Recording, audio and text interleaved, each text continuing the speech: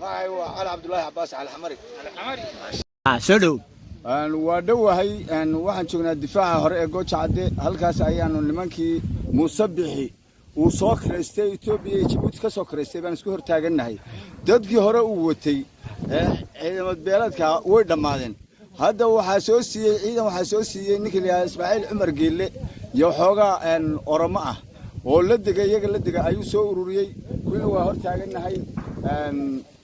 تو حوالي وان من diidan Soomaalinimada iyo wadaninimada iyo muslimnimada oo ku socda hab gaalnimo ku socda waa nimanka noocaas ah iska dalan baabiga ah ka war maanta dagaalka aad la gashay maanta dagaalkii aan la galnay waxay isku dayeen inay soo duulaan laakiin jilibka ayaan u dhignay waxa midka buuraha saaran yahay markii dhawta arkaysa aan buurtii ateenada daba jirteen ban hoosteeda fadhinaa waana aragteen midkoodna kuma buuraha saaran ma qaadan karaan ilaa مغرب بقعدو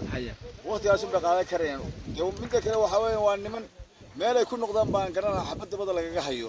ودرام بابيا ما الأول بوس السوري بانو أفريقيا شنبي كسوق كلام يو قاتشيسن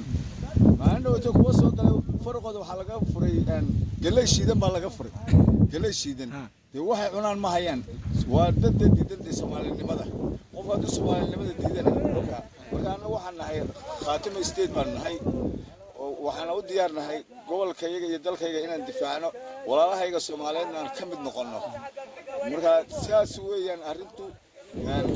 waxa ka warantaa fariinta u dirayso Muuse hadda wax ku qaadanayo fariinta aan Muuse u diraya waxay tahay dadkan masaakiinta ee aad soo kireysatay iyo dadkan hooyooyinka ka soo qaatay aabayaashood waxaan ku sheegnaa inaad dib u celisaa kale aad meedkooda guranaysid meel aad u sabartana aad waaysid weliba iyadoo aan diyaar u nahay in aanu qabano nolosha ku qabano waa dad Soomaaliyeed soo khaladay 10 baan u dhigaynaa inaan dib dhaqan u sameynaan rabnaa oo Soomaaliya aan geynaba Soomaaliya inaan geyno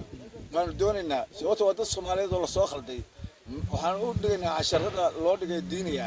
oo laga bedelayaa 10radii gaalnimada ahayd oo ku socday Muuse sida hore u aragtaan waa dhowto waxay arkayseen in maartay abaarso laga furay meel rag isugu tago qaar kamid ah maandhaxaas waan qabanayba oo magaaladan ku qabanay wad arkaysiin soo gabadh iska soo dhigay marka waa dadka dhaqanka laga xumeeyay anagu dhaqan cilmi baan dib ugu sameeynaa dadka Soomaaliyeed kale waxaan u sheegaynaa galbeedka joogana caruurihiina cashada yaa la khaldin hooyooyin khadka cabaara maartay hooyooyinka maartay barooranaya Muuse weeno baroortiisa aysan dhig u dhimaayeen waa inaad dhig u dhigtaan caruurtiina qabsataan أنا وكوان قبنا نو كقبنا سومالي يوم قد بيننا حتى حلقة كوهاي من هنو وحنو قلنا سوماليين